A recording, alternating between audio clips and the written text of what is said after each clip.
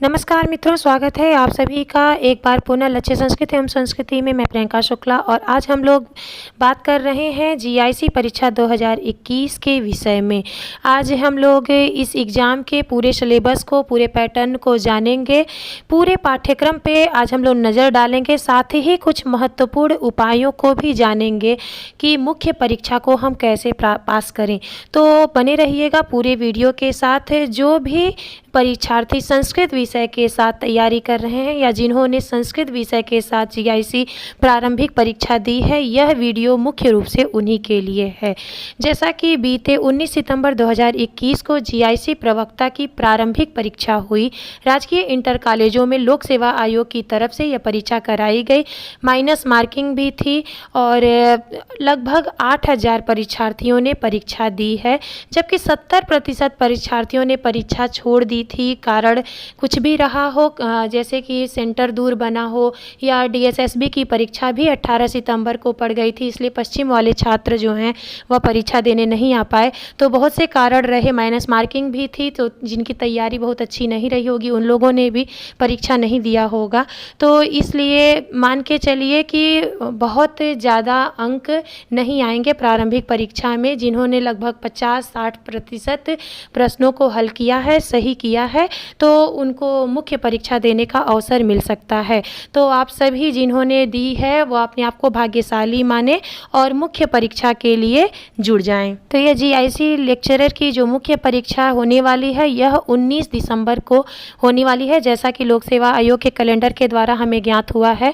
तो लगभग 2.5 महीने का अवसर है हमारे पास और पाठ्यक्रम को हम लोग पुनः एक बार देख लेंगे, क्योंकि जो हमारा मुख्य वैकल्पिक विषय है जो 300 नंबर का है, वह वही पाठ्यक्रम है जो हम लोगों ने प्रारंभिक परीक्षा में पढ़ी है। तो यह हमारे लिए अच्छी बात है कि हम लोगों ने प्रारंभिक परीक्षा के अंतर्गत उन सभी चीज़ों को पढ़ा है। केवल एक भय व्याप्त है कि इस बार लिखित परीक्षा होगी, क्योंकि पहली बार यह लिखित परीक्षा हो रही है। तो बहुत से परीक्षार्थी जैसा कि घबराए होंगे कि लिखित परीक्षा कैसे होगी।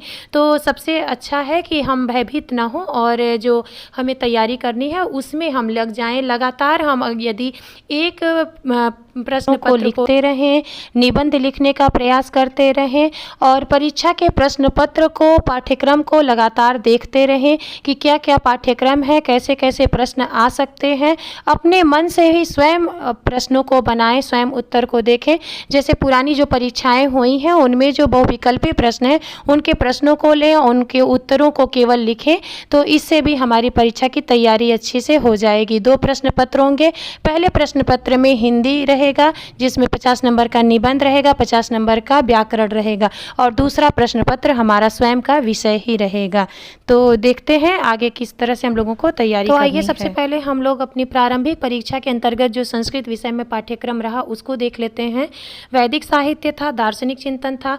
अब वैदिक साहित्य के अंतर्गत देखिए हमने अग्नि सूक्त, विश्वदेवा सूक्त, विष्णु सूक्त और प्रजापति सूक्त, इन 4 सूक्तों को पढ़ा। यजुर्वेद के अंतर्गत हम लोगों ने शिव संकल्प सूक्त को पढ़ा, जो शुक्ल यजुर्वेद का 34वां अध्याय है, जिसमें कुल 6 मंत्र हैं। कठोपनिषद का प्रथम अध्याय तीनों वल्ली, ईशावास्य उपनिषद संपूर्ण पढ़ा। दार्शनिक चिंतन के अंतर्गत हमने सांख्य दर्शन, वेदांत दर्शन, न्याय दर्शन इत्यादि दर्शनों को पढ़ा। व्याकरण के अंतर्गत लघु सिद्धांत कौमुदी, सिद्धांत कौमुदी, वाच्य परिवर्तन, शब्द रूप और धातु रूप। भाषा विज्ञान के अंतर्गत भाषा की उत्पत्ति, भाषा का वर्गीकरण, ध्वनि परिवर्तन, अर्थ परिवर्तन। साहित्य शास्त्र के अंतर्गत हम लोगों ने काव्य प्रकाश, साहित्य दर्पण, ध्वन्यालोक, 10 रूपक इत्यादि ग्रंथों के अंतर्गत काव्य प्रयोजन, लक्षण, हेतु, काव्य भेद, शब्द शक्ति और रस और अलंकार, इन चीज़ों को पढ़ा।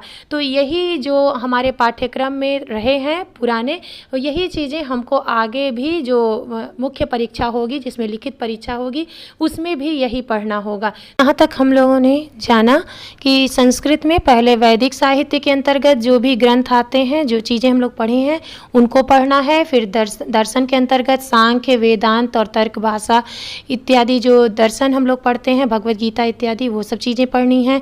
व्याकरण के अंतर्गत लघु सिद्धांत कौमुदी इत्यादि पढ़ना है। भाषा विज्ञान पढ़ना है। साहित्य शास्त्र में जो लक्षण ग्रंथ हैं, काव्य प्रकाश, साहित्य दर्पण, दशरूपक इत्यादि, इन सब चीज़ों को पढ़ना है। और लौकिक साहित्य पढ़ना है। तो जो भी चीज़ें हम लोग पढ़े हैं वही हमको पुनः पढ़ना है। लौकिक साहित्य के अंतर्गत रामायण महाभारत का काल निर्धारण देख लेंगे, वह किन किन ग्रंथों के उपजीव्य हैं इनको देख लेंगे। प्रमुख जो काव्य हैं जैसे किरातार्जुनीयम, शिशुपाल वध, नैषधीय, जैसे लघु त्रयी हो गए, बृहत त्रयी हो गए और कुछ अन्य महत्वपूर्ण ग्रंथ भवभूति इत्यादि के, तो इन सभी चीज़ों को हमको पढ़ना है। तो चलिए अब हम लोग मुख्य परीक्षा, जो लिखित परीक्षा होने वाली है, उसकी योजना और पाठ्यक्रम को अच्छे से देख लेते हैं। यह परीक्षा जो है 2 प्रश्न पत्रों के माध्यम से ली जाएगी। प्रथम प्रश्न पत्र हमारा सामान्य हिंदी एवं निबंध का है, जिसका समय 2 घंटा निर्धारित किया गया है और 100 अंकों का यह प्रश्न पत्र होगा। दूसरा प्रश्न पत्र हमारा वैकल्पिक विषय का होगा, जो पारंपरिक हमारा वैकल्पिक विषय है, जिसके साथ हम लोगों ने प्रारंभिक परीक्षा दी है। इसका समय रहेगा 3 घंटा और पूर्णांक भी 300 अंकों का होगा। इस प्रकार हम लोगों ने जाना कि जो हमारे ये दोनों प्रश्न पत्र होंगे कुल मिलाकर के 400 अंकों के होंगे, जिसमें 100 नंबर का हमारा हिंदी रहेगा और 300 नंबर का हमारा संस्कृत विषय रहेगा। जैसा कि यह चैनल संस्कृत भाषा से संबंधित जानकारी ही देता है, तो संस्कृत विषय की किस तरह से तैयारी करें, पाठ्यक्रम क्या होगा, परीक्षा की रणनीति क्या होगी, यह सब हम लोग इसके माध्यम से जानेंगे। तो प्रथम खंड को एक बार पुनः देखते हैं। इसमें जो अपठित गद्यांश का संक्षेपण होगा, उससे संबंधित प्रश्न होंगे, रेखांकित अंशों की व्याख्या होगी, जैसा कि अन्य कई परीक्षाओं में हम लोगों ने इसके पहले देख लिया है। सीटेट इत्यादि में भी हिंदी की इसी तरह से परीक्षा ली जाती है। तो इसके बाद अनेकार्थी शब्द होंगे, जो सामान्य हिंदी के अंतर्गत होगा। उसमें विलोम शब्द, पर्यायवाची शब्द, तत्सम, तद्भव, क्षेत्रीय विदेशी शब्द, वर्तनी शुद्धि, अर्थबोध, शब्द रूप, संधि, समास क्रिया, हिंदी वर्णमाला, विराम चिन्ह, शब्द रचना, वाक्य रचना, अर्थ, मुहावरे, लोकोक्ति तथा साथ ही उत्तर प्रदेश की मुख्य बोलियों के बारे में प्रश्न होंगे। अशुद्धियाँ पूछी जाएंगी, कुछ शब्द दे दिए जाएंगे, उसमें त्रुटि पूछी जाएगी। तो जैसे सामान्य हिंदी है, सामान्य हिंदी में जो तत्सम, तद्भव, विलोम, लोकोक्ति, मुहावरे, वाक्य प्रयोग, वर्तनी शुद्धि इत्यादि ये प्रश्न होते हैं। यह आप लोगों को कई पुस्तकों में मिल जाएंगी। जैसे आर के अंतर्गत हम लोग हिंदी की तैयारी करते हैं, समीक्षा अधिकारी के अंतर्गत जो हिंदी पढ़ते हैं, उन सब से ये प्रश्न हमको मिल जाएंगे। और एक निबंध लेखन की किताब हम लोगों को लेनी होगी। अन्य कई यूट्यूब चैनल भी इसको बता रहे होंगे, उनसे भी हम लोगों को काफ़ी हल मिल जाएगा। दूसरा जो प्रश्न पत्र है हमारा वैकल्पिक विषय है, हमारा संस्कृत विषय है। तो इसकी परीक्षा योजना किस प्रकार से होगी उसको भी देख लेते हैं। दूसरा जो प्रश्न पत्र है 300 अंकों का, उसमें भी 3 खंड होंगे, खंड अ, खंड ब और खंड स। इसमें कुल 20 प्रश्न होंगे। सभी प्रश्न अनिवार्य होंगे और सभी प्रश्न खंडों में विभाजित होंगे। खंड अ के अंतर्गत हमको 5 प्रश्न सामान्य उत्तरीय लिखने होंगे। इनकी शब्द सीमा 250 शब्दों की होगी। जैसा कि हम 1-1.5 सब पेज में यह प्रश्न कर सकते हैं। जैसे किसी कवि का परिचय दे दिया, किसी की रचनाओं के बारे में बता दिया, कोई श्लोक दे दिया तो उसकी संदर्भ सहित व्याख्या करने को दे दिया। इस प्रकार के प्रश्न आएंगे जो 1-1.5 पेज में हम लोग कर लेंगे। तो कुल इस प्रकार के 5 प्रश्न होंगे। खंड ब के अंतर्गत लघु उत्तरीय प्रश्न होंगे जो 150 शब्दों के होंगे। कवियों की रचना के बारे में पूछ लिया जाएगा, उनके स्थान के बारे में पूछ लिया जा सकता है, उनके माता पिता के बारे में पूछा जा सकता है। इस प्रकार के प्रश्न हो सकते हैं। तो 5 प्रश्न खंड अ से होंगे जो 250 शब्दों के होंगे। खंड ब से 5 प्रश्न होंगे जो 150 शब्दों के होंगे। और खंड स के अंतर्गत 10 प्रश्न होंगे जो अति लघु होंगे। इनमें केवल एक शब्द में भी हम लोग लिखेंगे, एक लाइन में भी, तब भी हमारा उत्तर यह पूरा हो जाएगा। तो इस प्रकार हम लोगों ने जाना कि जो परीक्षा की योजना बनाई गई है वह किस प्रकार से है। तो संस्कृत विषय के साथ जो हम लोगों की मुख्य परीक्षा 300 अंकों की है, उसमें हमें केवल 20 प्रश्न करने हैं। 5 प्रश्न अति लघु, 10 प्रश्न अति लघु होंगे, 5 लघु होंगे और 5 प्रश्न कुछ विस्तृत प्रकार के होंगे। जैसा कि हम लोगों ने हाई स्कूल, इंटर इत्यादि परीक्षाओं को देते समय इन चीज़ों पर ध्यान दिया था।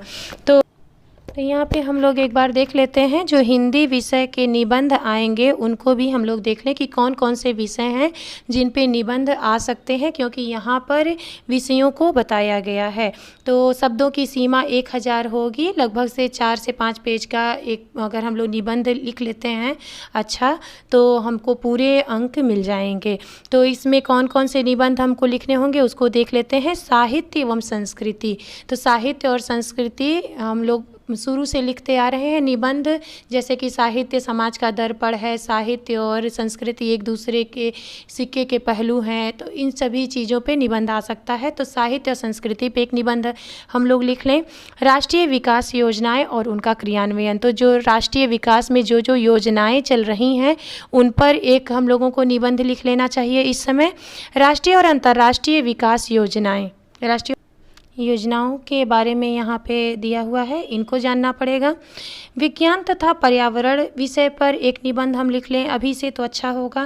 प्राकृतिक आपदाएं एवं उनके निवारण, तो जो भी प्राकृतिक आपदाएं आती हैं उनसे भी संबंधित हम लोगों को एक निबंध अभी से लिख के रख लेना चाहिए, जिससे हमारी आदत बनी रहे। कृषि, उद्योग एवं व्यापार, तो यह सभी विषय जो हैं निबंध के लिए हैं। इन विषयों को हम लोगों को अच्छे से तैयार कर लेना है। 4 से 5 पेज का हम लोगों को एक उत्तर तैयार कर लेना है निबंध के लिए, जिससे हमें पूरे अंक प्राप्त हो सकें। और संस्कृत विषय का तो देख लीजिए, पुनः वही पाठ्यक्रम है जो हम लोगों ने अभी आगे पढ़ा। सभी वैदिक साहित्य और दार्शनिक साहित्य, व्याकरण, भाषा विज्ञान और लौकिक साहित्य के अंतर्गत जो जो ग्रंथ हम लोग पढ़ते हैं उन सभी चीज़ों को यहाँ पर दिखाया गया है। तो इसके लिए एक हल मैं यह भी बताती हूँ कि जैसा कि पुराने प्रश्न पत्र जो GIC के हैं, जो हम लोग बहुविकल्पी के अंतर्गत 100 प्रश्नों को पढ़े हैं, उन प्रश्नों को एक बार तैयार कर लीजिए और उनके विकल्पों को मत देखिए, मात्र उत्तर लिखिए, तब भी आप लोगों का प्रश्न आसानी से तैयार हो जाएगा। एक कवि से संबंधित उनका जन्म, उनकी सदी, उनकी रचनाएं, यह सब के माध्यम से हम लोगों ने परीक्षा के पैटर्न और पाठ्यक्रम सभी चीज़ों पर एक गहरी नज़र डाला। और वीडियो आप लोगों को अच्छा लगा हो तो चैनल को लाइक, सब्सक्राइब और शेयर करिएगा। संस्कृत विषय को लेकर के यदि आप तैयारी कर रहे हैं तो यह आपके लिए एक स्वर्णिम अवसर है, क्योंकि आगामी कई परीक्षाएं एक साथ लगी हुई हैं। जैसे अभी LT ग्रेड की परीक्षा होने वाली है, TGT PGT के पुनः अधियाचन आने वाले हैं 27,000 रिक्तियों के साथ।